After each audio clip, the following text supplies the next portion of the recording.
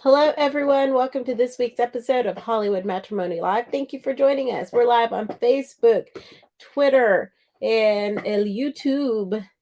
You can also find us on Instagram and Hive, and of course, check out our website, hollywoodmatrimony.com. I do not have hives at the moment. You look like you do. Well, sometimes I could. If I did, I might. You never know. Don't judge me. I will judge you. Don't judge people with hives. Is there like a hive community that's going to come There after could me? be a hive community. Yikes. Yes. I don't need the hive community coming after me. I Huh. have no problems in my life. What you got today, sister? All right, friends, we're going to talk about some movies. We're going to talk about things. We're going to talk about Not things. T-shirts, T-shirts. Star Wars. What? We're going to talk about everything. Well, we already talked about it earlier. Tell me about your shirt. Tell me about your shirt. So this is the official logo shirt for the Star Wars Celebration Europe 2023, which I was at because I have a T-shirt. Not really. We didn't make it this time, but we are going next one. I'm so excited. Japan. What's yours? Grogu? Mine's so years ago at the numerous celebrations we've gone to. For no intention other than I thought the shirt was funny, I bought a Star Wars food advertisement type shirt. It was some random play they put together. Now my whole thing is just buying any shirt that comes out that's a food advertisement. The food one. So this is one of two that I got. I got some dust on me. Where's that space? This one's It's Grogu, space. squid, and chips, Nice. and more. And more. That I also got a Most Eisley Cantina under new management shirt. That's hilarious. So big thanks to Yes, thank you. a buddy that transported stuff back from the other side of the world. It's nice that we know people that are very kind that will buy us. Yes. Not, I mean, they didn't buy us for it, but I mean, they like go Well, you have to- shopping for us. You know, a lot of people will allow us to don't pay really them. think about it, but like I've also bought this plush Max Rebo band. It's Size Noodles, Max Rebo, and Droopy McCool. They're plushes, and I thought they were going to be like these. Yeah, we thought it's they're like this really big. big. And so It's nice. the guy to not only buy this a stuff big for deal, me, and he had to transport it back, get it in the luggage. No telling Yeah. what he bought, if he bought stuff for yeah, other I mean, people. and we so buy stuff for people. We try to too, so we know it's a it's thing. a pain. So So it's thank very you. appreciated. Thank you. All right, and now 2025, we will be coming to you from Tokyo. Very, very excited. We are going. I don't care what happens. Well, it's ironic. It's not a typical vacation period for my job, so I'm going to tell him now that in 2025 Right. I'm planning a trip. You'll tell both jobs just in case. Yeah, it's like so you know you're planning for whatever life you have in that year. Yes, I'm going. What's funny is we were already planning an Asian themed Yes, trip we were going to in that year. Singapore. Yeah. So Singapore. So I remember seeing them the message pop up. They announced Japan. So many people were upset and sad because they can't go to that, and they were like bummed they weren't bringing it back here. And I'm like, what? Because we have to stop in Tokyo to go to Singapore anyway. Yes. So I called her to say, okay, we may have to change our plans in 2025. And like I could barely get Japan out of my mouth for celebration. She's already like looking at flights and rearranging things and hotels. I'm like, you can't do anything yet. I know we can't book anything, but I'm looking. So, but we're still also trying to figure out if there's a way to work our Singapore trip in as well. Yeah, not be gone forever, but we'll see. Maybe. Who knows? Anyway. Work can wait, right? That's fun. Who needs that? The upside to your job is you can do it from anywhere. I can do it from anywhere. You just got to figure out the time zones. Yeah, I'll have to stay up at night. I technically can do my job anywhere. It would just have to be via Zoom. Yeah, it'd be at weird times. I have to get my instructors to set up my screen so I can be like, hello, class. Hello. I'm here. All right. Anyway. We're going to start here with this little movie that you watched. Tell me all about it. All right. Hold on. Let me open. I forgot to open something. I wanted to have something open about it. You got ahead of me. I thought we were still riffing. Oh, we can. All right. So the first movie up is a movie that I had been wanting to watch for a little while. Kind of came and went as far as some promotional stuff. So I didn't realize it was already on Shudder, and I've come across it in the middle of the night last night while I was working out and thinking we didn't get to watch a lot of stuff. And so I thought, hey, I noticed it wasn't super long, so I just watch it tonight and get it. It's like an hour and 15 minutes or something. Oh, that's it's kind perfect. of a short one. But the reason I was excited to watch this movie is if you look at the promo, it looks like it's silly. It looks like it's a little kid's movie, kind of silly thing. And it is, but it's also very gory. Oh, good. Thing. But it's directed by Jason Eisner, who directed Hobo with a Shotgun. Oh, nice. Which We have a poster Yeah, right we have a here. big old An poster of autographed it. poster from him back when he did Hobo with a Shotgun. He's a super nice guy. He's been doing that show that we started, but we didn't finish watching him. The Dark Side of the Ring. Oh, I believe he's yeah, been working on yeah. those. That's And so, cool. ironically We'll enough, keep this watching movie that. actually has a heavy wrestling influence in it. But the premise of it is pretty simple. It's kids versus aliens. Aliens land. It's this group of kids that they're making like their own little home movie, action movie. Then you ingest, the bully kids, the picked on kids, and the older girl that looks kind of like Thor in the middle. Mhm. She's one of the kids' sister, and she's toying with like hanging out with her family, but also want to be with the cool kids. It's all the Yeah, of normal. course. It's a lot of stereotypical stuff where the bully kid is like the most horrible person. There's no redeemable quality to this person, Mhm. all the way to the point of the beginning, the stuff he does, throwing people in front of him to escape, like children, threatening to break children's arms. Like he's just a horrible human. But it's man in suit aliens Nice. that are like That's already makes they're me tall, excited. the grays, almost the grays type aliens, but these are more like skin tone, flesh tone. Nice. But they're tall, but they grab everybody on top of the hands. They get big long fingers. There's a lot of Oh, pouring slime on cool. people getting gutted. Nice. It's a fun movie. It's you could tell it's a lower budget, but it actually adds to the charm of it. I think it's a movie you would have a blast with. Sounds They fun. did a lot of like clever stuff. It had that same gritty tone that Hobo has, Nice. but in a little more upbeat, not as dirty. Because Hobo the Shotgun's kind of dirty, Yeah. gross feeling when you watch it by design, not because it's a bad movie. I love that movie, but it's a little more vibrant. But it feels like you're watching a movie that's like a cross between Goonies and Close Encounters of the Third Oh, that Kind. sounds really fun. And then infusing gore and monsters and stuff. Yeah. So it's currently it's available now on Shudder. I think it's also like if you don't have Shudder, the streaming service, it's also I think you can rent it or whatever on digital. I had a blast with it. There's not much else I can tell you without spoiling anything. Yeah, so, don't spoil. But it just sounds fun. It is. It's a blast. Are the kids fun? Yeah, they are. Because sometimes you never know. Yeah, they're not annoying kids. They're fun. They're all silly, kind of likable little kids.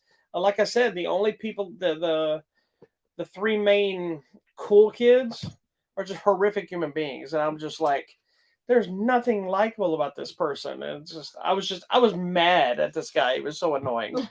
Like, power to his performance and the way he was written. Yeah, that makes it good. I just like if I'd ever met that guy, I would have immediately just punched him in his throat. Throat punch. So anyway, Kids vs. Aliens, excellent film. It's fun. It's nostalgic feeling, and it's gory, and it's aliens, and it's ridiculous, and I loved it. There you go. Thank you. All right, let's see what's next on the old chart. Oh, we're going here. We're boldly going where no one has gone before. Recently, this isn't really a new release, but they had just put out, the 4 next generation films in a nice 4K set. This is nice looking. They also released all 4 of them separately on 4K. This is actually, you've messed up everything. Sorry. Put it back where it goes. This came out but that's not where the order. That's not where it goes. Okay. Go ahead. Continue talking. It would obviously go right there because that's an empty space. What? Oh, this has 4K and Blu-ray. Yes. Nice, guys. Yes. This is a nice set. Anyway, Paramount I got excited about it. Paramount has been bringing all their original Star Trek movies, and digital Star Trek movies onto 4K recently, and so they had put out a 4-movie set of the original Star Trek films. Mm-hmm. Then they did a new release of a 6-film set. Oh, same exact set, but now it has the additional 2 original films that they also released all separately in 4K. And then, of course, this is the latest one. Hitting into the Next Generation stuff. She was a massive Next Generation I watched fan. Next Generation. I was late to the party. Like, I love Star Trek, but I didn't really watch series television when it started. And so I've watched every Star Trek series with the exception of every Star Trek series since Voyager I've watched from beginning to end. Deep Space Nine, I kind of jumped when Worf moved over there. Yeah. And I watched it from then on, and then sporadically. The original series, I watched most of the episodes just because I had to review and I own it. Yeah. And the Next Generation, I've watched random episodes. Yeah, I've watched most of it. I think I started watching Next Generation a little bit after the first movie came out. I think I went back. Because I think Generations came out, it was still on the air, wasn't it? Yes. Or was it already over? I think it was in 94. So when did... I don't remember when it ended. Either I went back and started watching some of it, or I jumped in because I got into the movie. And Next Generation was in 87 until 94. So that movie was kind of the wrap up. Maybe it was in that final. I don't remember, but yeah. So, but I enjoy the movies for what they are. But you being the harder core, that's why we're talking about it, because she just didn't cut it. And the reason we're getting caught up on it, outside of the set coming out, I got caught up because we had to review it. Then I said, well, it's very important for you to watch it because the final season of Picard is on, and it's very Next Generation like. Yeah, because it looks like it's bringing back most of that cast to here. Because the other seasons of Picard have been interesting. We have a few of them show up throughout, but it's been other stories. Yeah. So I was excited to watch this. And I'm fully caught up on Picard. She's not quite yet, so we don't want to talk about a lot of it. No spoilers. I'm seeing people post no spoilers, so it must be getting good. And I think the finale is. I think it comes on Thursdays. Okay. So I think the finale is this Thursday. Yikes, guys. And it is. There's some great moments this season of that show. I was determined also last season to hate it, and then I ended up crying at the end. I'm such a weenie. Well, because you hate Q. I hate Q. So you wanted to hate. And I went back and I watched every episode that Q was ever in to prepare for the season. And I hate him. And then at the end, I'm like, I get it now. He really did want to learn from us. And oh my God. So I love that guy. We wanted to talk about the movies a little bit. Obviously they've been reviewed to death. I know you ended up watching them on because you were working, so you didn't get to watch the 4K versions. No, I just watched They look amazing. I'll tell you that. The regular. Now, obviously they're conversions, so they're not going to be true 4K, but they do look great. Okay? I had like some reflex. What did you eat? Here. Goodness, I do too. I have a stomach bug happening. That's probably what's wrong with me. Oh, great. I hope I didn't pass something to you. So which is of these four? I've always said Nemesis was my favorite, and that was probably like the least favorite of everyone else. Then going back, it's not as great as I remember. Nemesis, the end. I enjoyed Nemesis. It was good. I mean, I like it because it introduces a different element of the cloning and all that. And I do like the episode where it's like shields up and they just ram that other ship. Like, I love that. It's so cool. It's so Picard. But I'm gonna say I really do like, which is the one with the stretchy face? First Contact? Insurrection? Oh, Insurrection.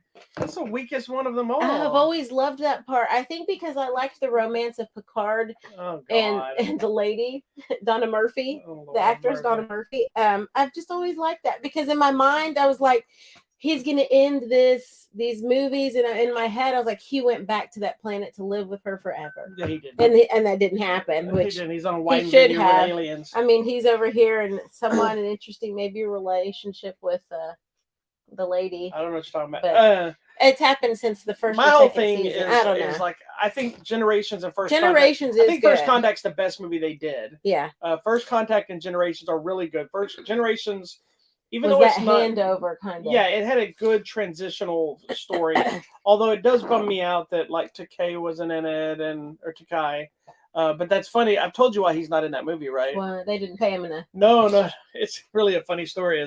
Is originally they wanted to bring him back, and they wanted him to be the commander of some other thing or come back, however they wanted to do it. And he originally didn't want to do it because he would have to take a demotion, his character. Oh my gosh! Because he had already established it in one of the original films, and in the later films, he was now a captain of his own starship. Yeah. And he was like, he didn't want to be demoted. Sulu, like Takai takes Sulu very seriously. And he talks, when you hear him talk about it, it's really funny. He'll start talking about it, and he'll talk about like he was actually on a starship in military. And you can tell he's not crazy. Like he knows it's not real, but he takes the status of that and the what they do with the character very seriously. That's why in the original, in Generations, there's his daughter. Correct. Sulu's daughter. Right. They wrote that because Sulu didn't want to come, because they were supposed to have Sulu on that ship. And it was a whole thing. But I always found that funny. It was a good handoff.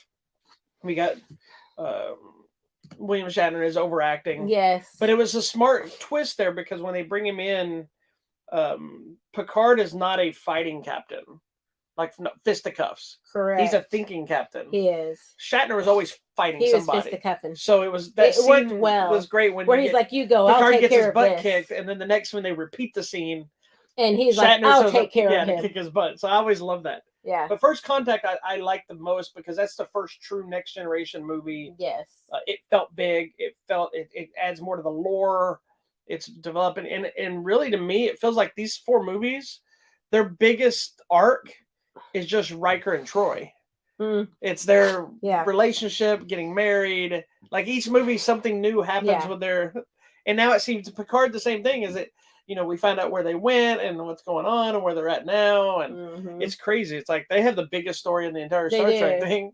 I wonder if what's his name did it that way because he directs them. Oh, Frakes. Yeah, he's like, I think my character should do this. So yeah, I like them. I like all of them. I think the other redeeming quality we found in Nemesis is that's the one that really takes place totally in space. There's no planet stop in space. Yeah, that's the one that I like that movie as it is. I mean, it has someone toot. It has flaws and whatnot, and it has things that they should have done a different way. I still like the costumes. I think they're amazing. It's the most Star Trek-y looking from a space vibe. It looks like a bigger, even though it looks like a special episode. It's a bigger episode. It's bigger quality, but it still feels like you get more to it because you stay in space. You don't have to go down to planets. I mean, you do. I like the costumes. I like the idea that a human was able to become the praetor of Romulus instead of a Romulan because he fought his way through. I mean, I think there's some redeeming qualities, and you get that parallel of what if Jean-Luc had been in that situation, and he tells him that, like, if you had grown up as me, you would have done the same thing. It's interesting. I think that was a missed opportunity because I know there was a discussion about Picard playing both roles, and that's what they wanted. And then I don't remember. But what's his name is good. No, he's fine, but to do the thing, I think it would have had more of an impact had he played both roles. And you say, oh, so that first reveal, you're like, oh, yeah, it would have been awesome for him to come around and it's him. And then it's interesting now when I look back and then looking at the show Picard, there's the one, it's a very small scene where Wesley Crusher's at the wedding at the very beginning. And they're like, oh, well, now that he's a time traveler, he wasn't really there. It was time travel. And I'm like, okay, so we've gone down the Wesley Crusher rabbit hole a little over here. So I'm just like, it's funny because they've really tried to tie everything in. The old show, the movies, and the new show. It's all interconnected, and I'm loving it. I think I still like the original franchise more of the movies. Oh, yeah? As a whole. Like, they have some weak ones, too. Don't get me wrong. I mean, there's Khan. Wrath of Khan is amazing. There's the whales. The original Star Trek Motion Picture is a bore fest, but I appreciate it more now than I used to. The whale movie is fun, but it's not a good Star Trek movie because the whole thing's not really Star Trek. Search for Spock. I think that's the one I think is boring, or is it Undiscovered Country? I don't remember. I don't know. There's a couple. They all have ups and downs. Nemesis is the lowest grossing movie I believe of the franchise, and it's what killed the Next Generation franchise. I liked it too when it came out. I never understood why it got so much hate, but understanding how some of it works and then watching it, I want to make that Romulan costume. Rewatching it now, I can see some of the issues with it and its flaws. I'm going to make that costume. But it is like, it would been nice to see what was going to happen with their movie franchise. Yeah. But at least we got Picard, which is kind of what's happened to it. Yeah, exactly. So this new set put out by Paramount is available now on 4K. If you don't like Nemesis or Insurrection or one of them, you can buy them individually, so you don't have to buy the box set. There you go. But what kind of monster has half of a franchise? Half of the box set. Like, even if a movie blows, if I have one movie, I need the whole set. Yeah. It's just annoying. I may never watch them, but if you don't have the whole set and you're just like, oh, don't believe in that movie, then you're just a monster. That's all I'm saying. You eat a Kit Kat without breaking it. Wow. All right. Buy it. Speaking of monsters, I want to talk about another kind of monster that had nothing to do with this, anything, but because it's in it. I was up teaching my class yesterday morning, and in my class where I teach, it's this big open room, but they also have, you can rent it out. So it has like a little kitchenette thing to one side with a microwave. I'm in the middle of teaching this one kid, and we're working. I glance over, and this microwave is sitting there, and someone has left it on 16 seconds. Oh, and it is driving me nuts. I hate that. I had to stop teaching. I said, you're going to have to wait for a second. Did you go clear it? I did. I mean, that's one of the reasons I'm glad I don't work in an office anymore because. And you leave it on here sometimes. No, I don't. Oh, yes, you do. Oh my woman. gosh, I apologize. I deeply You apologize. almost lived alone. Because I try to not do that because that drives me crazy too. Like, what kind of a monster doesn't just get stopped? Like, I don't know how long it had been that way, but the moment I saw it, I couldn't stop seeing it. I know. And so when I worked in an office, there were some of the ladies that would do that. And I'm like, monsters, all of them. That not flushing toilets. I don't understand that. Well, that happens to me sometimes. Oh, I wasn't going to bring it up, but I wasn't aware. But at least I did the courtesy flush, but I'm talking so about, you didn't see the poo. This was the second or third egg drop flush. soup day. I'm just. You know what? You've done that before too. Oh, everybody has done it. But you know I don't what? understand. And I realize I've turned into my grandmother. I forget. I just walk away. I almost understand it at your house because a lot of times you're doing other things. You're reading or you're on your phone or whatever. Or somebody calls you. You get up when you finish and you go to see what's going on. Or maybe you're cooking something and you're in a hurry. I get that. What I don't get is when you're in public and you go to a stall like you just got up and walked away. And the culprit now is everybody, I think, assumes all toilets are automatic. And half of them aren't. Hydromatic. Because I come in, I look in there, I'm like, I'm still perplexed by the people that'll drop a poo and not wipe. Yeah, I was like, there's no toilet paper. There's no toilet paper. First of all, we shouldn't know this because that means we shouldn't see this. But yeah, there's been numerous times you see poo floating in there. The nastiest is if you go in a ladies' room and there's some female products in the toilet and there's no. You women are just gross. That is nasty. Oh, I don't do that. I'm highly medicated because it is disgusting me too. It makes me want to vomit. She's disgusting. Let's move on. You've taken this to a gross place. I'm gonna start yelling about those commercials now. You were the one talking about monsters. But yes, if you eat a Kit Kat across this way and not cutting the little bars, there's something wrong with you. If you eat anything not in a straight row, you're a monster. I eat all my candies. I'm gonna go buy a whatchamacallit bar. I'm gonna hold it a long way, so I'm gonna start eating. My gosh! Like if I get a square of cake, I eat it across in little rows. My pancakes straight across in little rows. I have a problem. She is OCD when it comes to food like that. So what I like to do is like if she's eating bean dip, she likes it to be perfectly smooth. That has to be very smooth. So I'll purposely go in there and scoop like an edge of it and then just put it back. Or there's like a dip in the middle. Like who does that? I don't even eat it like that, but I'll do it just to annoy you. I swipe and then I make sure it's even before I put it back in the fridge. Here's my thing: is that's how I eat things, but I'm not anal about how it needs to be that way. I do. But since I know you are, I will and sometimes I'll justify that to eat more. But in reality, I gotta fix it for her. And I'll have a little bit more back when I was whatever, man. Anyway, moving on. Monsters, all of you. Okay. That was a weird tangent from Star Trek. None of that had anything to do with Star Trek. My whole thing of Star Trek. Oh, and we have to do a shout out to Annie. What's her name from Star Trek? It was nice that I saw on this I watched finally the first episode of Star Trek Picard. And the Borg Queen was mentioned. So not the original Borg Queen, the one that was in the one from the TV show, and then TV series, and in this and in Picard last season. 24, I think, and some other stuff. And she was in the most recently in my show, The Rookie. She played a serial killer in The Rookie, and she's just so good at being bad. Yeah. So may she R.I.P. And remembering, I can't tell you about it. Remembering her past makes something else make sense in the show. About her personally, or I can't tell you. Oh, okay. It just dawned on me on something that. Is it going to come up when I watch it? Okay. Maybe. I don't want to say anything because I don't want to spoil anything. Okay. All right. We're moving on to this next movie. Let's talk about some monsters. The Boston Strangler. So this is a movie that actually hit. Is it Hulu? I think it was on Hulu. It was on Hulu. It came on a while back. We're just now catching up on it. But it starred. Who is it? Keira Knightley. Keira Knightley. Yes. And Carrie Coon. The Coons. Carrie the Coons. Yes. Yeah, I know. Don't get Keira Knightley messed up with the other one. I mean, her and what's her name? Natalie Portman. No, this is Keira Knightley. It's got a lot of good people in this movie, and you know what? It's about the two reporters that basically broke the case. Yes. Essentially named the Boston Strangler. Tracked him down, figured it out. Yeah. There was a false confession. They're like, no, it's not what it is. It's something else. It was an interesting movie. It wasn't the direction I expected it to go, which wasn't necessarily a bad thing. It was a little slower than I anticipated. Not because I expected it to be an action-packed film. I knew what I was walking into. But I guess I expected I guess expecting more depth into the murder parts of it, and not just, which is fine because the story's not about that. The story's about them It's uncovering about the their story. investigation Yeah, of so it. not that we were going to see it. And I think when they started at the beginning of it, it starts showing the guy doing some of the murders, and then they kind of stop showing them. Yeah, I think once you see one or two, you get the idea. Yeah, and I understood from a storytelling point that's what they were trying to do. Is they were trying to establish a pattern. And now when you see a victim or you see a photo of a victim, you know this is the behavior of this individual. So I think it kind of threw me for a loop because I think I was expecting a little more even balance on both sides.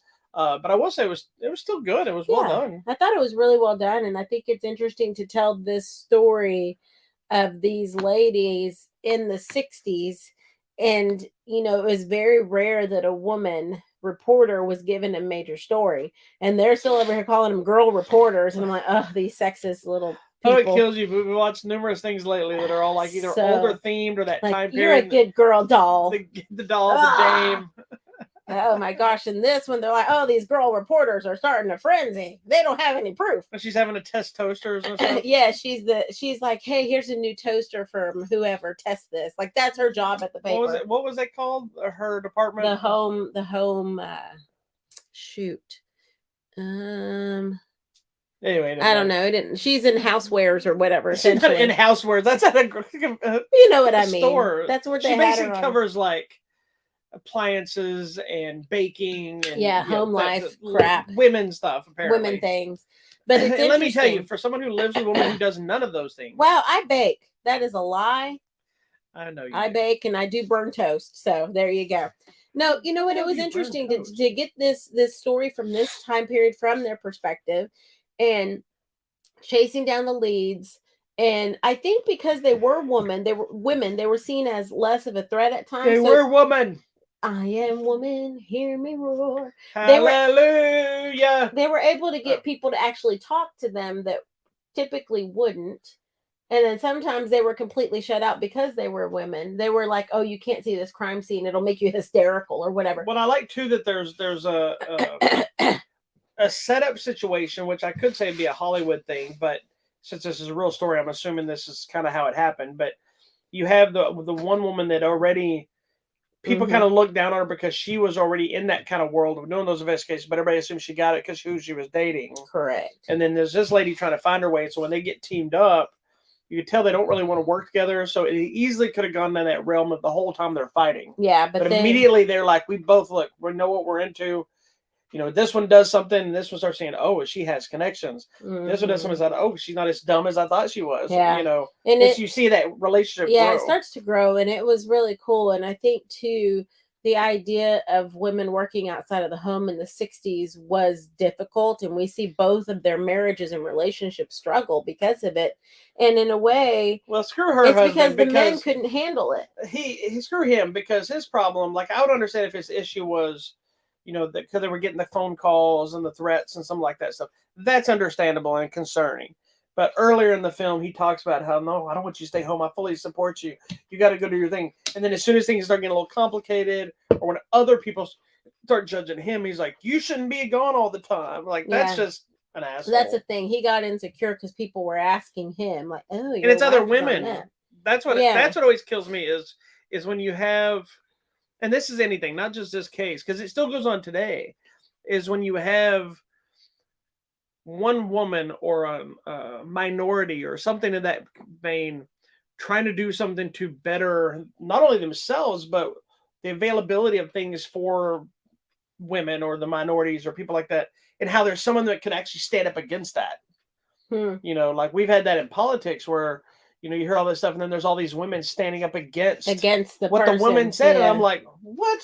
This benefits you too. Yeah, I don't know. Who knows? I found it to be really interesting and intriguing, and just learning about, the struggles that they went through during the time period, because it was a sexist office environment, and even the reporting environment. And I think even today, I mean, even with that other movie we saw about the ladies that reported the She Said. Yeah. I mean, you see that just because she said. Yeah. She said. She said. Just because they're women, sometimes they're not believed, or they're believed to have received the information through sexual favors or whatever. I mean, it's bull. That's always the Which assumption. they never do that to the men, but who knows what they're doing? I mean, we don't know. Anyways, I thought it was interesting, and I didn't know anything about the Boston Strangler. I know you did because you're into the whole the investigation network. You watch all these things. It's not about, around anymore, but I used to love well, that. ID is what it is now. Well, but they don't show the good stuff like it used to. know. Like back in the day, You're into man, the serial killer the Crime and profiles. Investigation Network was my jam, and it was.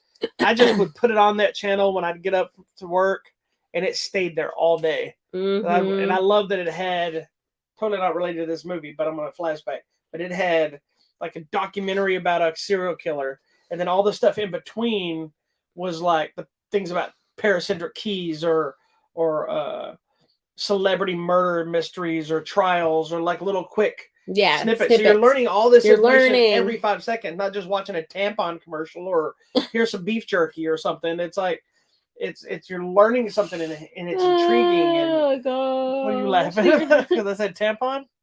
That and like tampons and beef jerky. That's all the commercials you see these days. That's all it seems to be selling. I see all of the mild to severe rheumatoid arthritis, Crohn's, or eczema. That's all. Fibromyalgia. Like, Lord, I see all that. Which we have friends that have that, so we won't talk trash about fibromyalgia. Oh well, who knows? Anyway, I enjoyed the movie as well. I like the perspective it's torn. What, like I said, going in, it was a little different than what I thought, which is not a bad thing. It's just I'm not a huge Keira Knightley fan, but she was good in the film, and it's interesting. It felt very much like not quite as dark, but like the Dahmer series. But in the film, I think this would have worked better as a series. To give it more time. To give a little breakdown, a little more depth to stuff that's instead of a movie. But either way, I thought it still worked. They were really good. I enjoyed it. It was a good movie. It was good. I agree. And it's available now on Hulu? On El Hulu. On the Hulu. Yep, I believe so. What else we got? Yep, it's Hulu. Original movie for Hulu. What else we got? Okay, let's flip over here and see. We got these two. You want to go here first? Sure. And then there. Okay. All right. So the next one, if we're going a little darker tone, which here's the thing: is this poster doesn't make it look as dark. The poster's it's a good poster, but it's also borderline silly looking poster to me. But we're talking about the Pope's Exorcist, starring Russell Crowe, which I was excited to see because not only do I like Russell Crowe, this is the kind of thing I would expect to see him do. Correct. And of all the horror genres, anything that's possession or hauntings are my least favorite. But the reason is not because I don't like them or not because I don't believe or anything like that. It's because most of the time they just aren't good. And it's gotten me where, you have 35 hauntings of this house and this, and they're all just really bad movies. But you get stuff like Insidious and The Conjuring, The Exorcist, those kind of movies, they work. So every so often you find those little gems. So I always give them another chance. And see, to me, that genre is very scary because I absolutely believe it's true. So, and that's fine. If you want to believe that's your business, I just find that most of the time these kind of movies just aren't good. Yeah. Forget the believes or they're scary or not. I just think they're not good most of the time because they become very cliche in the same. Yeah. crowd. I mean, you know what you're going to get. You're going to get a person talking with a voice like that. Yeah. I mean, every time. There was another movie that came out a while back that was similar in tone to this, and I don't remember what it was, where you're following the priest doing the exorcisms. I just watched it a few months back. I want to say maybe a year ago. But anyway, I like that movie. The movie had some issues, but I enjoyed the movie because we were getting to see the priests actually do stuff. Pray for the devil.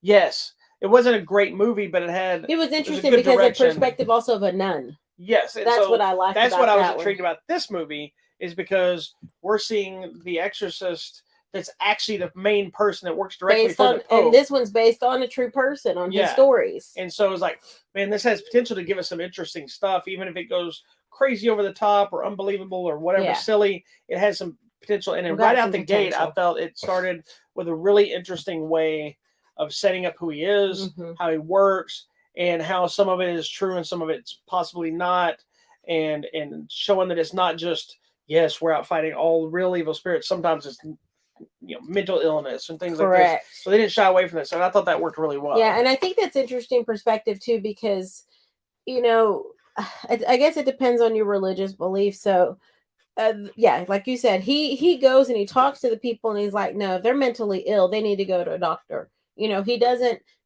completely disallow or discount the the helpfulness of medicine or psychiatry and all these things. He checks that first. He's like, you need to go to a psychiatrist. Have they been to a doctor? He asks all the questions to see if it's really just PTSD. Is it trauma? Is it abuse? Is it something else that's going on? And then he gets through all that. And then afterwards, he's like, okay, if it's actually possession, then that's me. So Right. I did appreciate that, and that there was a reference and a belief of mental illness, because a lot of times you don't have it. 'Cause I was going to say, depending. Most of these movies just go right into everything they show. They're all actual. That's demons. what I was going to say. Depending on your religious belief and the extent to it, I even know people who are like, well, mental illness is a demon. Well, I'm not saying that though. What I'm saying is most movies like this, every one that they deal with is a real demon, no matter what, and it's always like real. And there's never that separation. And the reason this movie works is it's interesting and it's an intriguing story sometimes.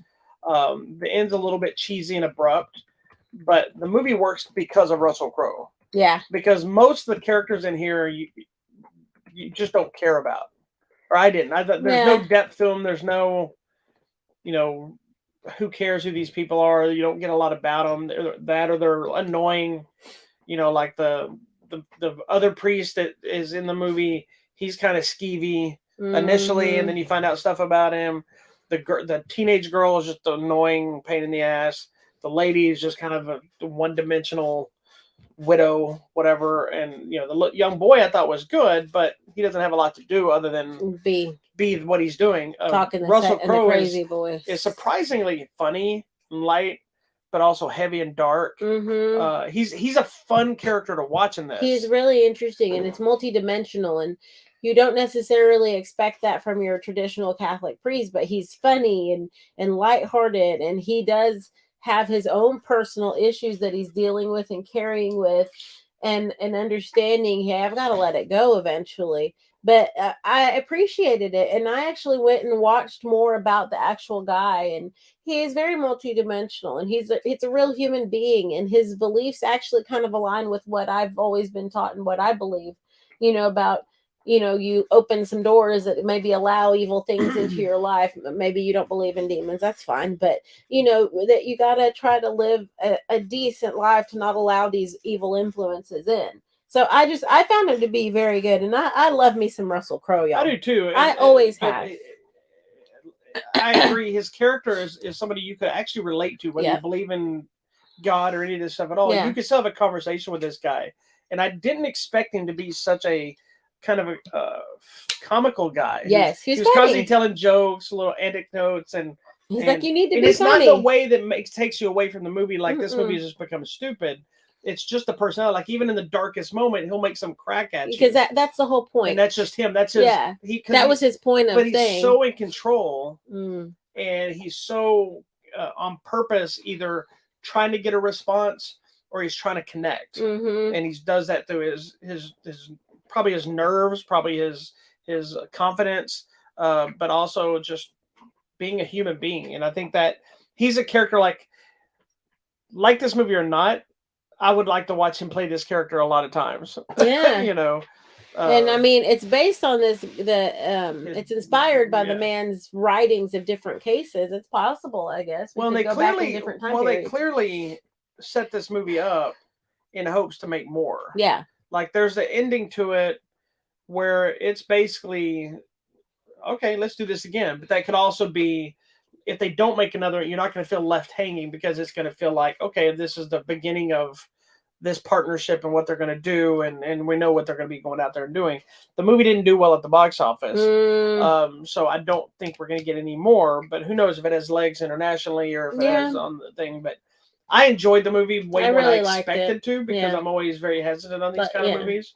But like I said, for Russell Crowe alone, it's awesome. There's some CGI stuff I thought was a little cheesy towards the very end. Other than that, it was really good throughout. I also, did you not feel like, as much as there's a build-up, this was my other big issue, as much build-up of this demon possession situation and how powerful they set it up and the story they set up, it seemed to be over very abruptly. Like that's what I was saying. That these people with him, I'm not going to tell you everything. People with him were able to defeat it when in the whatever century.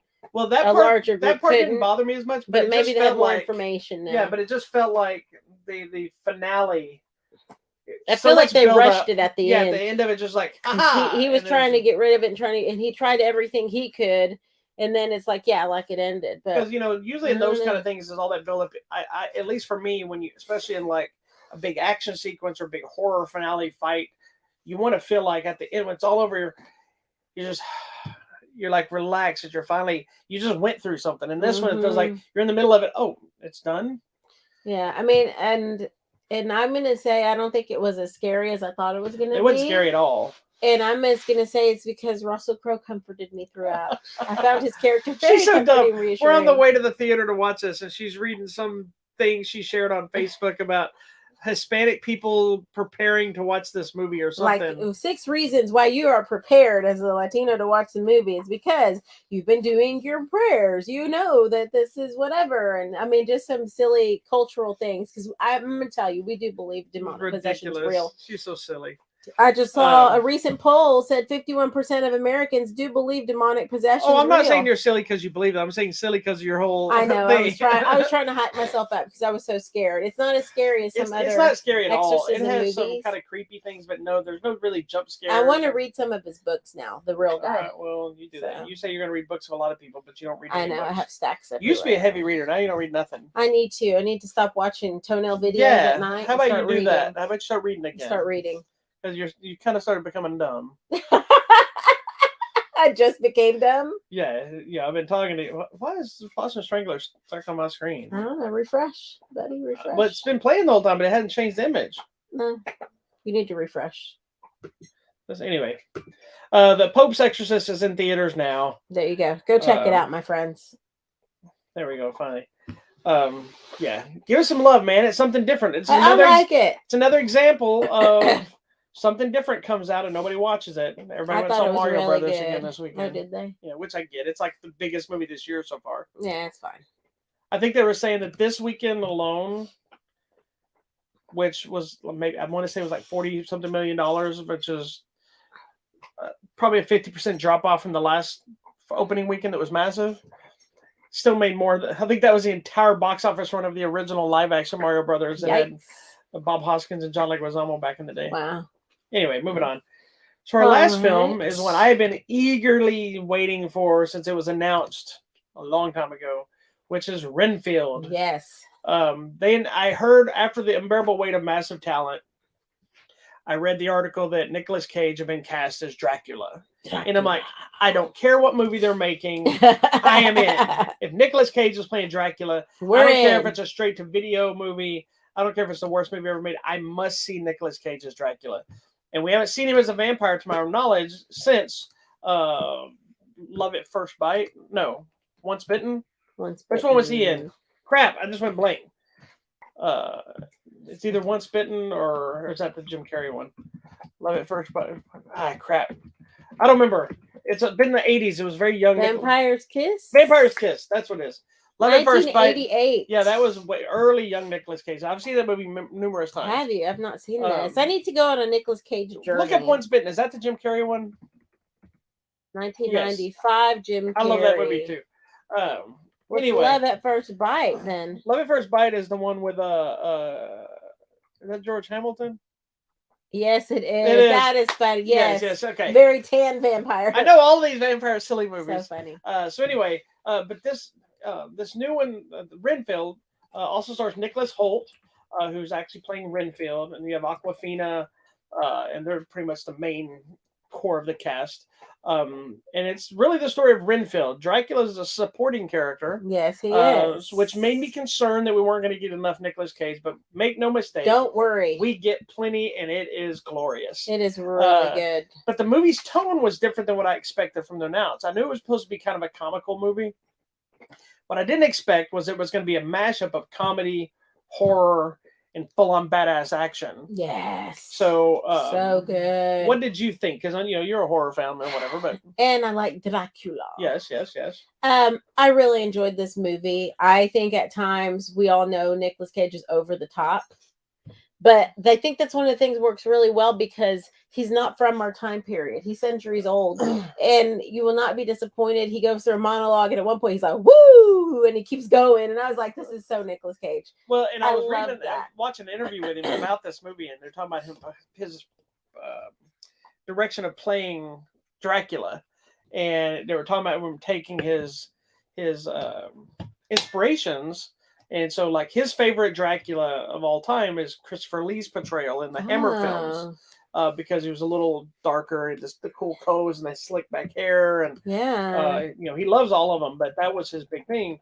And he said, so is that, but he goes, then also the funniest part was is it Anne Bancroft? Is that who it is from The Graduate?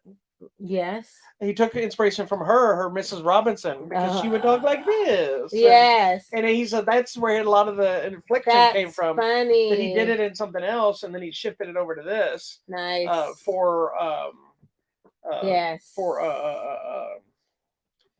One movie he did, but then he used it in Face Off, and so then he used that same kind of inflections for this version of the character while still making his own. Yeah, it's so fun. This is definitely one of my favorite movies this year. It's a blast. Nicholas Hoult is awesome in it. He's so good. He's a great actor, but he's usually a secondary supporting player, a lot of stuff. And so getting to see him lead the movie, he's really good. And I know some of you may be like, I'm not really a big Awkwafina fan. She's good in but this. She's toned down and she's in on the action this time. Yeah. She's our friends were saying she's actually like speaking normal, just like a normal person. Not doing that crazy inflection that she comical does. version of herself that she does in most of her comedy films. She's our straight guy in this one. Yeah. She has to be. She still gets silly. She still gets her quips. But yeah. And I liked this was kind of a mashup of like what are those over the top like fighting crazy ninja movies where it's just like and stuff, blood everywhere. Yeah, I'm gonna tell you my favorite scene, and I don't think this is a spoiler. Arm nunchucks. But with arms. Well, those weren't really arm nunchucks; they were more eskrima sticks. Okay, arm eskrima. Yeah, arm eskrima was the best thing I've ever seen in my life. The movie is super bloody.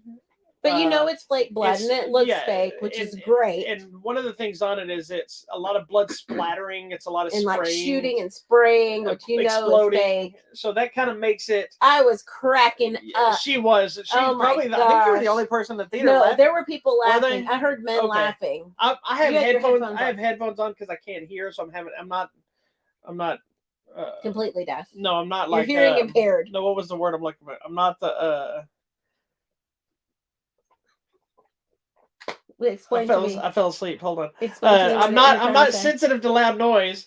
No, he has to wear the hearing device to hear so better. I can hear. So I can't. It muffles out as it should. But I could hear this woman because she was loud as hell right next to me. Well, my friends who were like 6 seats down were like, I could hear you cackling, but I could hear guys down there cracking up too. Yeah. It was so fun, but dark and serious at the same time. Yeah, it's not really a parody. And that's what I thought it was going to go into a route where it was not like Dracula Dead and Loving It level parody. No, that's hilarious. But I thought it was going to be a little more kind of stupid. But it's really dealing with Renfield trying to find his own place and the dysfunctional relationship he has with Dracula. By the way, you've seen it in the commercial, the scenes where he's at group therapy because he's a codependent. And the guy that's the lead of the therapy session is hilarious. I love it. He's in my TV show Ghosts. Is he? He is so fun. is. He's the one that's like he's so funny. The English commander. Yeah. I didn't even realize. Yes. Till you said that, I didn't recognize. I knew I'd recognize him from something recent. So fun. Brandon Scott Jones. Yeah, it's so such a fun movie. And all the action is really well done. It's like watching a John Wick movie, but it really is a funny John Wick movie. Yeah. And I was so happy to see they do a whole homage thing at the beginning. And it's in some of the trailers, but I don't want to totally spoil it. But there's a homage to the old Bela Lugosi and a Hammer Films version of Dracula. And I swear, after seeing this, that Nicolas Cage could play Bela Lugosi in a Dracula film story. That would be awesome. Like about him doing that movie. I know what's his name played him in Ed Wood, but that was later years. Yeah. I could see Nicolas Cage playing. I think they should, but that'd be awesome.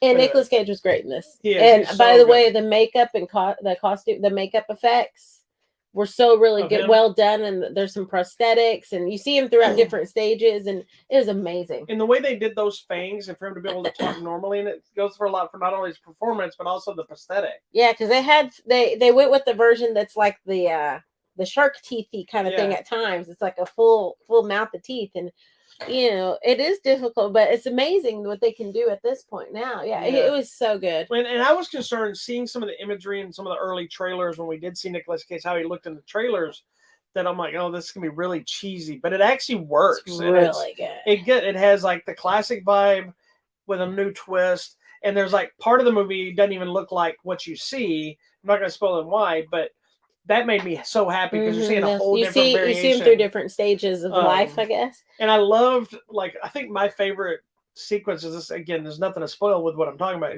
It's a Nicolas Cage reaction to the conversation where he's sitting there and he's having a conversation, and the guy's like, "Oh, I was gonna were you gonna come see me? Is that what you were gonna do?" It's that kind of stuff. It's like very mocking, so funny, and silly, but it's like it's just so ridiculous. But at the same time, we've all had that conversation with somebody that said, "Oh, were you? Is that what you were gonna do today? Yeah, really. That's what you're. I do it to you. I know." And it's like, but he was doing. He's all like, and he's kind of feminine as he does it, but he's not. And I just love to. I feel like this was Nicolas Cage being Nicolas Cage Dracula. I mean, it's so him. Well, and there's just also the look there's an and entire the ring, sequence. like you have the rings and stuff. Yeah, but that's just how I think how Nicolas Cage would be, like so cool and awesome. Like and I just think that's weird. him. Yeah. I think too. I like that. Guys, Dracula is known for no fighting. Dracula is known for the whole thing of seducing women. Yeah. And there's a whole dialogue thing about. It's not about necessarily seducing men, women. I'll drink anyone, Yeah, he's like, it's not sexual. Because he talks like trying to make it sound gay if he ate a man. And he's like, it's not about that. Why do people keep saying this? Yeah. And then there's a whole play on him not being a count now and being different. He's like a prince. Yeah, it's like, I mean, and just like, oh my gosh. I think the other thing too is that when he's telling his one group of people about all those different names, and he's like, Prince of Darkness, he goes, and I'm like, oh my god, that is so. He's just so fun. He is so great. But I like what you said. That one point where he's like, let me start at the beginning, and it goes back in that time period and that look. It's such a good movie, guys. Love. I want to watch this again. That way I can laugh even louder at home without feeling bad. Right. Because I started laughing. This will be a movie that is probably on rotation in my house for years. I'm going to put this on my top 10 right now. Oh, it's on mine already. It's going on the top 10, friends. It's that good. It's going to be one of my probably top Nicolas Cage movies. And he made it in your top 10 last year. He's been in my top 10 for the last. Was he in mine? Well, 3 years now. Because Pig was the first one. Yeah. Was 1 year. Then last year was The Unbearable Weight of Massive Talent. Yeah. And this year, this one's going to be on there. Nicolas Cage is back, sister. He he's never left. He was just doing a lot of straight video stuff. And here's the fun thing is he was just on Colbert, and he was telling some great stories, by the way. But one of them, they asked him, what is Nicolas Cage's top 5 Nicolas Cage movies? Oh. And so he listed, some movies, and I've seen all of the ones he talked about. But his favorite movie, he said, one of his top movies he made right off the gate, and he said it's his favorite movie he's ever made. What do you think it is? That weird I don't even know what it's called. What's it about? And I'll tell you what it is. I think it's kind of psychedelic and weird. You know what, Mandy? Maybe so. I don't know. You didn't see it, right? Yeah, but you told me about it. Well, Mandy was one of his favorites. Okay, that's not the top one of his all time. What? Pig. He said Pig was his favorite movie he's ever made. Oh my gosh. Us too, man. Yeah, that's so good. If you haven't seen it. He picked Mandy, Pig, Joe, which Joe is a good movie. The Bring Out Your Dead, I think it was, which is a Martin Scorsese film, which is it's a weird ass movie. I like it, but it's a weird movie. He's an ambulance driver. Mm-hmm. And then Bad Lieutenant Port of Call, New Orleans, which is a sequel to Bad Lieutenant that had Harvey Keitel. But it's a great movie too, but it's basically a cop who's on drugs and he's a bad cop, bad lieutenant. Huh. They were showing clips of it when we were watching the movie last night. Oh my gosh. That's what's best too. We saw it at Alamo Drafthouse. Yes. And they theme it. There's so much interesting, weird, I'm going to share this. Quirky. What are you showing? I'm going to share that video. Quirky that interviews and clips of Nicolas Cage that they had a whole show and there was like a whole section of like just over the top moments and and it's Moonstruck and something else and just going crazy and Oh, it was so fun. I love Nicolas Cage. But you know what? And I think we talked about this when Pig came out, or maybe it was the other one, that weird space movie where he go save that princess and the Who? They, What's that space? Yeah, the prisoners the of Ghostland or Japanese whatever movie. The Ghostland movie, whatever it is. You know that he was talking. I love that movie. Yeah, he was talking in an interview that he goes all in on every movie, and you can tell, like, he goes all in. He's in. And so I think that's what I appreciate about him, because everything you see with him is different. Well, it's not the John Wayne syndrome where it's just John Wayne in another movie. It's known that he did for a long time. He went from being an Academy Award winner and a box office draw with action flicks with like Con Air and The Rock and Face Off and all these great action flicks, and then he kind of suddenly went the route of a lot of the other people where he was just doing a lot of these straight to video movies. And he's been in over 100 movies. But there's a couple of reasons behind some of it. Part of it is he had this really bad tax bill, and so he was having to work to pay it. And what's funny is he's people. Well, I read an article that I don't remember which movie it was, but one of his last few movies finally paid it off. Nice. And now you've seen the quality of movies he's in has gone up because he's not taking every movie he has to. But also he talked about. He goes, I'm an actor. I want to act. It's not about work. Is the project great? It's not about. He goes, do I like the character? I want to be in a project. And he says that the thing that has hurt him most, because he's gotten some horrific reviews over the years on some of these straight to video movies, and I've seen I would say I've probably seen You've seen all if not most of every, because if Nicolas Cage is in it, I will watch it. And there are a lot of them that are hard to get through. But he said that the thing that hurt him the most on all of it, reading reviews, is when he reads that somebody says he phoned it in, because he said no matter what the project, how much he was being paid, the budget, he goes, I always gave everything to the role I was playing. He goes, I know I've been in some bad movies, but I gave everything I had, and for them to get that from it, that's what hurt him more than being a bad review. Yeah, which is there's no reason to attack someone personally. Because I think we've seen that several times where the person's good, maybe the movie around them is not, but they are good. And originally, we've heard this a lot. They sign up for something, and the way it's explained to them or described to them is completely different than what the final product is. Well, and it's also during production with the studios cut down, budget changes. I like Charlize Theron was talking about Aeon Flux. Yeah. Which she's like, that is not the movie we set out to make. She goes, that movie is horrible. I still like it. She'll be the first one to tell you this is not a good movie. She goes, but that's not the movie she signed on for. Yeah. And she goes, by the time we got into filming, she goes, I realized we're not making the movie I thought we were making.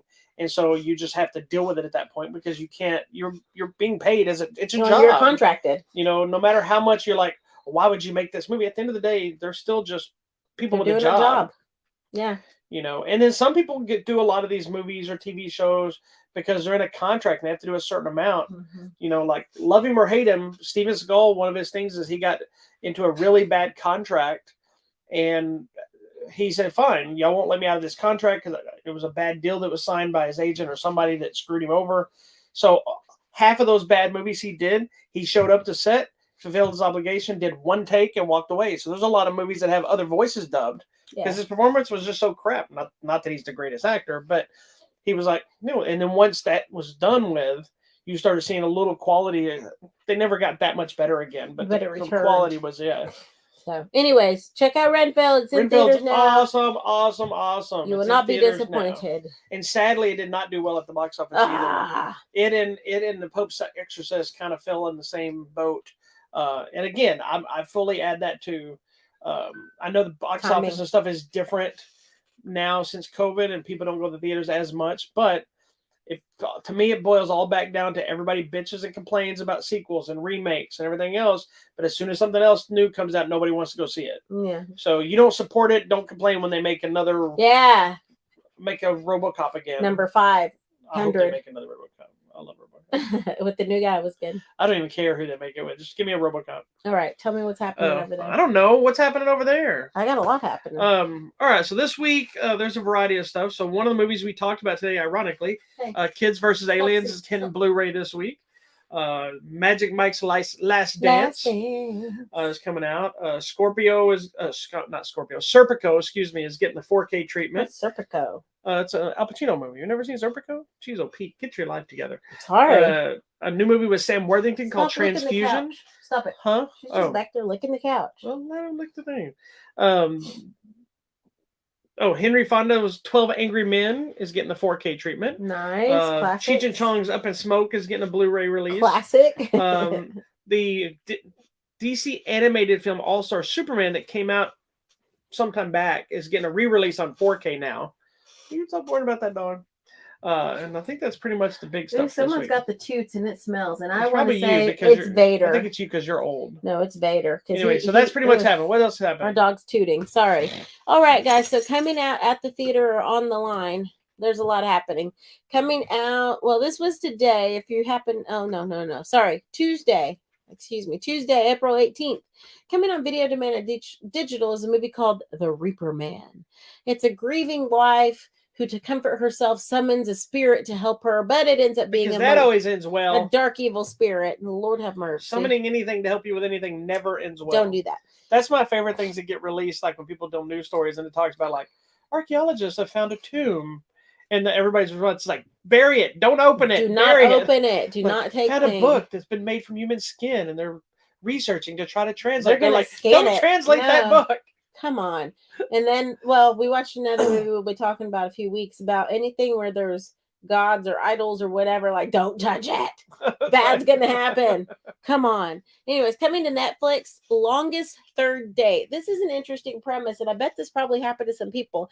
There's some people had recently started dating, and they decided, let's go on a trip to Costa Rica.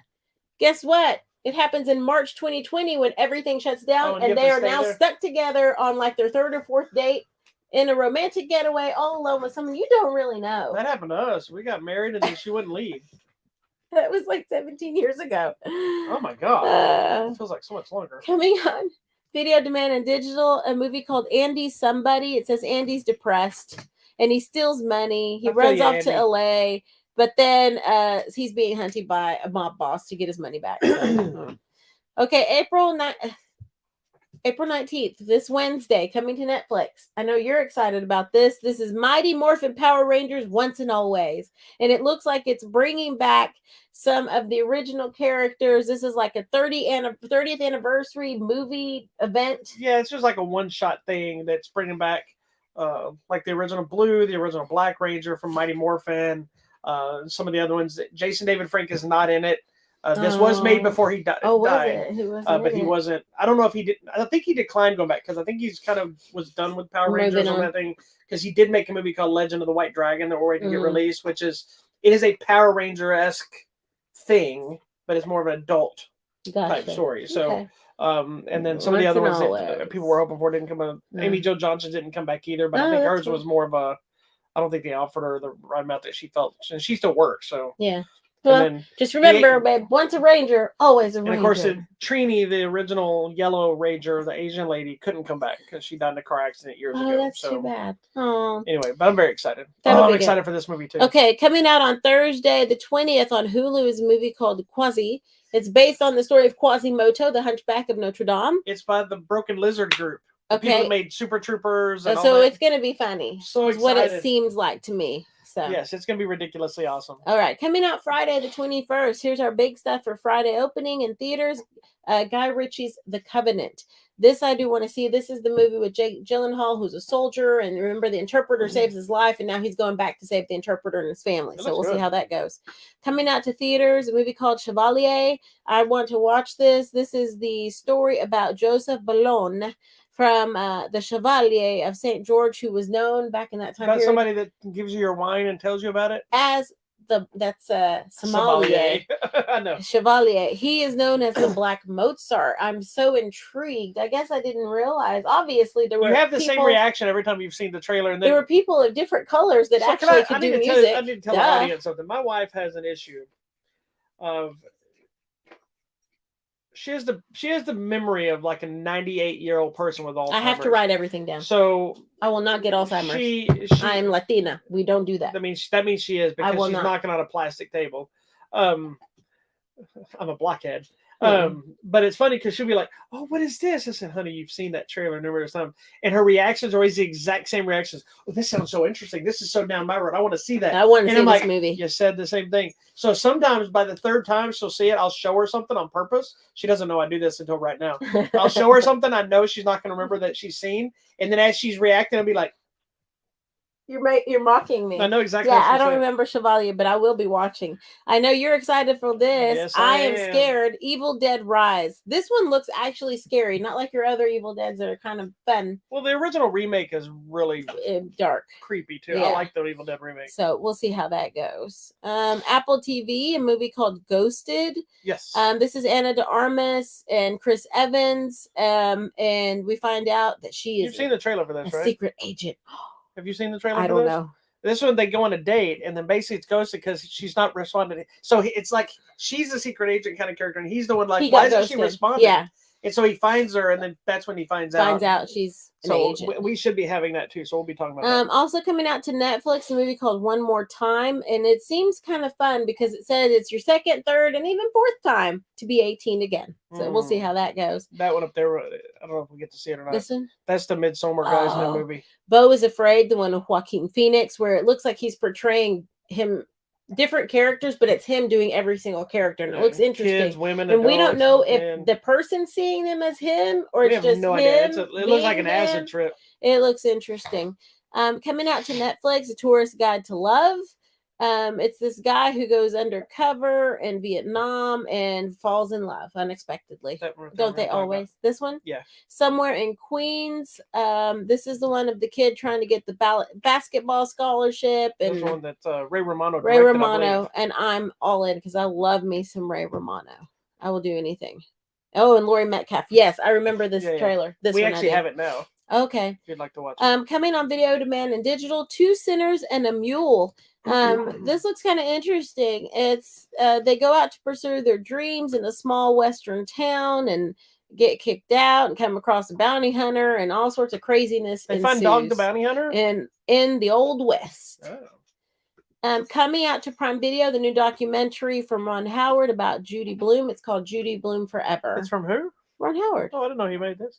Oh, no, he's in it. Oh, he's in it. These are all the celebrities that are in it. No, but sometimes it's also the director. No, he's not. I don't think he Who directed this? I don't know. Let me go find I'll them. Look for you while you're talking. Let's go open it. Pretty sure it wasn't Ron Howard. I could be wrong, but I know it was a bunch of celebrities talking about the Oh, maybe they're just all talking to them. Yeah. Crew, director. Oh, no, it's somebody else. I apologize. They're all talking about the impact of Le Judy Blume, which has a movie coming out soon anyway. So I'm sure you may know if you've read her books, you know all about it. Okay, I skipped ahead too far. Beep, beep, beep, beep. That may be it. I think that is it. So we'll leave it there. All right. There's a lot happening. We actually finally had some newer stuff on our giveaways. Oh, I'm so excited. We got postponed a little bit, but we kept them up running because we had some other ones. So we still got some of these old classics like Rebel Without a Cause and Legend of Gatuchakaka. Gatukacha. I do that just so she repeats it. It's just like if I say supposedly. Supposedly. Or if I say Maleficent. Maleficent. I live my life to make her correct me. Yeah, she doesn't correct me when I need her to. Then we also got the Cool Hand Luke on 4K and the Maltese Falcon on 4K. You're a good doll. Hey? Yeah, Shane. Yeah, kid. Now our new editions. New edition. Not the band new edition. We have digital copies of Cocaine Bear to give away. You need to see this movie. Which is another one of my favorite movies. Was that last year's list? No, I think or was that this year? This year, yeah. Is that this year? So. It'll probably be one of my top lists. It sounds like this year's going to be a list of ridiculous movies. Over the top movies. I think so far it's got like Cocaine Bear, John Wick, Renfield. John Wick is so good. Though. It is. And then also we got copies of Magic Mike's Last Dance to give away. So we got a couple of new things on there. So we got some classics, some ridiculousness, some sexy dancing, and some superhero. Cocaine Bears. That's right. It happens. All right. Well, that's it then. Anything else to add, my babe? That's going to be it. All right. Well, make sure you go to our website, HollywoodMatrimony.com, and click on that contest button so you could win one of these free movies. Make sure you check out us on Facebook, Instagram, YouTube, Twitter, and Hive. And please email me your answers. Stop posting them on social media. I don't always see them. I found one the other day that somebody responded to a contest that's been over for 6 months. Wow. But it didn't pop up where I should see it. And so I didn't notice that they ever commented on there. So they didn't ever get a chance to even enter. Sorry. So make sure you send an email Follow via the instructions on the post so I can get your proper response. I try to make sure we cycle it and give everybody a chance, but we do the can't give you a chance if you don't do what you're supposed to. All right, friends. Thank you for joining us. Thank you for watching. We will see you next week. Bye. Peace out.